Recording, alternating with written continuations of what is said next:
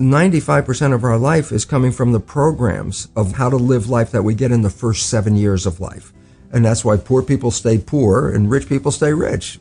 The movie The Matrix is not science fiction. It's a documentary. Every human, and it's a fact, every human first 7 years is download a hypnosis. The brain of a child under 7 is in a lower vibrational frequency. When you put wires on a person's head, you read electroencephalograph, reading brain activity. A child below 7 has a lower vibration than consciousness. It's called theta. Theta is imagination. Oh, that's how kids play a tea party with mud pies, but to them it's a real thing. A kid rides a broom, it's a horse. That's theta, imagination. Theta is also hypnosis.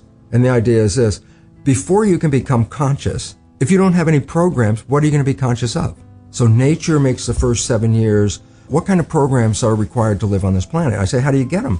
Theta is hypnosis. You just watch. You watch your parents, you watch your siblings and your community, because you have to learn how many 100,000 rules. Think about it. Just to be a functional member of a family and a functional member of a community, there are rules. Teach an infant these rules. Oh, you don't have to. First 7 years, they observe it and just download it. And then I say, well, why is it relevant? Because this is the unfortunate fact. 95% of our life comes from those programs in the subconscious. Every day, only about 5% of their life are you using conscious, which is creative. 5%. And you don't see it because it's called subconscious, below conscious. And the Jesuits, for 400 years, they were boasting. People didn't understand. They say, give me a child until it's 7 and I will show you the man. They've been saying that for 400 years because they knew 7 years was the program period. And 95% of your life after that will be whatever that program is. A child isn't functioning in consciousness until after 7. Before 7 is direct record. Whatever you just said, I just recorded it. So if the parent gets mad at the child and says, you don't deserve that, you don't deserve this, go. The child is not consciously understanding what you mean. Child's just recorded, I do not deserve. Now, if I hear that several times, especially in an emotional situation, because that downloads it faster. Now I'm 40, 50 years old. What is my behavior 95% of the time? And the answer is, well, it comes from the program. I do not deserve. Well, that means unconsciously I will sabotage myself to make sure that the program is correct. I'm making the program true by adjusting the behavior to meet the program. Look, this is not new. I mean, there's a famous book, Rich Dad, Poor Dad. And basically said you come from a poor family and you could struggle your whole life and try to get rich, but you're not going to make it. And if you come from a rich family, you could be stupid your whole life and make it. Not because it was thinking, but it was unconscious behavior that was downloaded from rich families into kids, which is unconscious. So they're making the right moves unconsciously. If they engage their conscious mind, then they look stupid, but it's unconscious. And that's the same thing with poor people. Poor people have beliefs from the family. Oh, you can't make it. Life's a struggle. Things are hard. Who do you think you are? And if that's the program you get, then 95% of the day you will sabotage yourself. And that's why poor people stay poor and rich people stay rich, because the programming. Before I put this knowledge into effect, and I use the word put into effect, why? I had the knowledge academically. It's like, oh my God, look at the research. What does it mean? I understood it from the level. And with all that knowledge, it didn't change my life. People read self-help books. I go, well, you read the book. You got a lot of knowledge. I say, is your life changed?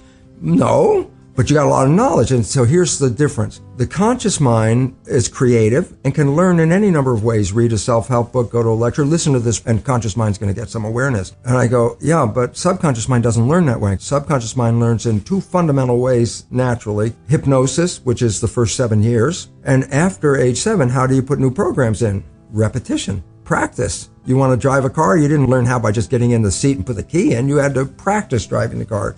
You want to learn the alphabet. How many times did you go from A to Z? Try to go to A to Z before you can complete it. And once you completed it, you didn't have to go back and do it again. So 2 phases. You want to train the subconscious mind? Hypnosis, repetition. I like the last one because there's a new phrase that's bandied about called fake it till you make it. Meaning, if you're not a happy person, I say, you want to be a happy person? Then repeat all the time. I'm happy. I'm happy. I say, well, you don't look happy or anything. I say, no, who am I talking to? By repetition, I'm talking to subconscious. If subconscious gets, I am happy, and 95% of your life comes from that subconscious, there will be a point once the subconscious got, I am happy, you don't have to say it again. It'll be automatic. It's repetitive. That's the secret part.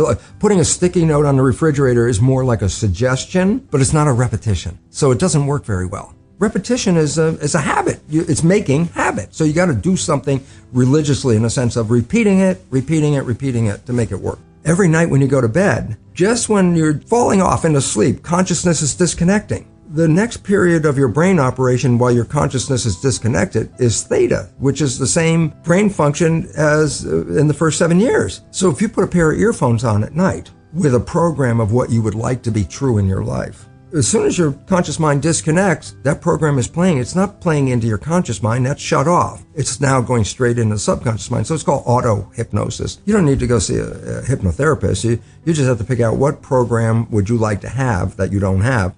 95% of your life is coming from the subconscious. Your life is a printout of your subconscious behavior. Oh, so you don't have to try and think about what happened. I just say, look at your life. The things you like that come into your life come in because you have a program that supports them.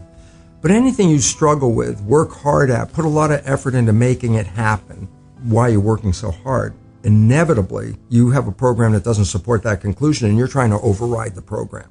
So you don't need to do a lot of shrink and psychology stuff. You just look at your life and say, where am I struggling? Because wherever you're struggling, inevitably it's a program in your subconscious that does not support that destination you've been looking for. I had to deal with the issue of teaching medical students and going into the classroom. Teaching conventional curriculum is the old genes control life story. And so I go in there and teach that to medical students. But when I'd go back in my lab and look at my research on stem cells, my research revealed conclusively that the environment in which the cells live determine genetic activity. So it's complete opposite of what I was teaching in medical school. And the difference is profound. The conventional story, almost everybody's programmed with genes turn on and off, and then they control the character of your life. And if you buy that story, which I did and which I was teaching, it really means that we're victims of our heredity. We didn't pick the genes as far as we know. You don't like the traits, you can't change the genes, and the genes appear to turn on and off by themselves. All of a sudden you see your life is not under your control, it's under the control of the genes. And a lot of people feel that way looking at their family history and going, oh my goodness, I might have the genes for cancer or whatever it is. Since consciousness is involved, if once I feed you with an idea that you are susceptible to something, look, I can feed you with an idea that this pill that we just got from the pharmaceutical company, it's the greatest, best thing for your issue. And I give you this pill and you get better. And then later you find out it was a sugar pill and everybody goes, yeah, that's called the placebo effect. And I go, what does it really mean? You didn't get healed by the pill. You got healed by the belief in the pill. Well, yeah, that's what placebo is all about. And at least minimum of one third of all medical intervention is, it's the placebo effect where the healing comes from. Everybody goes, yeah, I know about the placebo. I go, yeah, but that's a result of positive thinking. What about negative thinking? And this is what we don't talk about, but the reality is it's equally powerful in regard to affecting your biology as is positive thinking, but it works in the opposite direction. A negative thought is called the nocebo effect. Can cause any disease and you can die. If you believe you're going to die, you can die from the belief.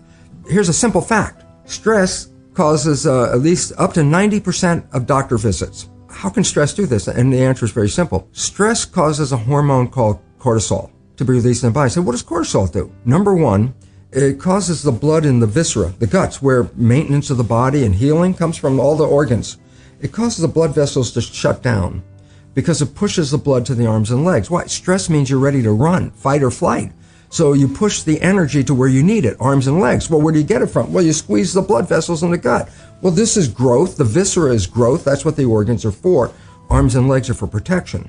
If I'm in protection, I shut off growth. And more importantly, stress hormones shut off the immune system. The reason is just energy. The idea is if you're being chased by a saber-toothed tiger and you have a bacterial infection, how do you want to split the energy? How much energy you want to run away and how much you want to fight the with the immune system? The answer is the hell with the bacterium. I mean, if the tiger catches you, the bacteria is useless. It's meaningless, So when you're in stress hormones shut down the immune system to conserve energy. Does the immune system use energy? Of course. If you've ever been really sick, you never even got out of bed, you have no energy.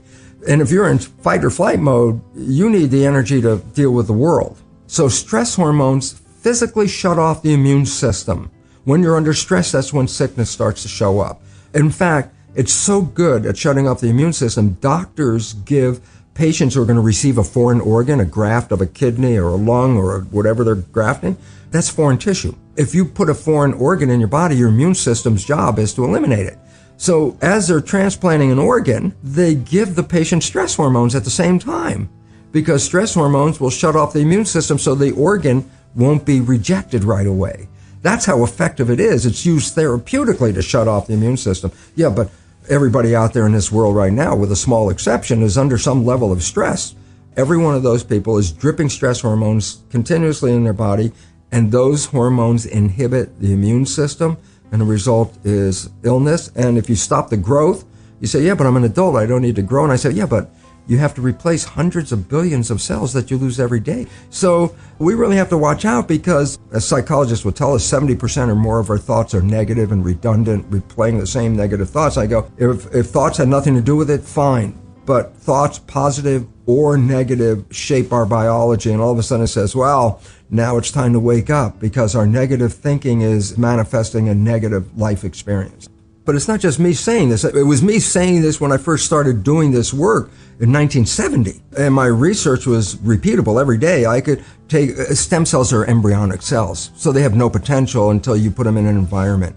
And then depending on the culture medium, by the chemistry of the culture medium, I can make the cell become a muscle cell, change the culture medium, make the same cell become a bone cell, or change it again and make the same cell become a fat cell. And genetically, the cell's the same. It was the environment that I was changing. And I started talking about that long before the new science called epigenetics had come into vogue, which was 1990. So I was like 20 years ahead. And of course, for much of that time, my colleagues looked at me like I was a crazy guy, because everybody knew the conventional dogma. And I was, coming up with a whole different line of belief about it. And now it's come into mainstream. The only problem is this: when you invest so much money into a belief system, and then a belief system isn't really right, you try to hold on as long as you can, because if you spend hundreds of billions of dollars in this belief, you don't want to just go, oh, okay, we'll just change it. So it's a struggle, but the reality is coming forward, and the public is just becoming aware of it. And it's a revolution, because if you believe genes control your life, you're a victim of your heredity. When I say epigenetic control, almost sounds the same, but epi means above. So when I say epigenetic control, literally it's control above the genes. And this is what we now recognize, that the environment, and very specifically our perception of the environment, changes our genetic activity. So that means, well, wait, that's not a victim, because I can change my environment, I can change my perception, and all of a sudden, if I can do that, then I can control my genes. Well, we're going from victim to mastery, from genetics to epigenetics.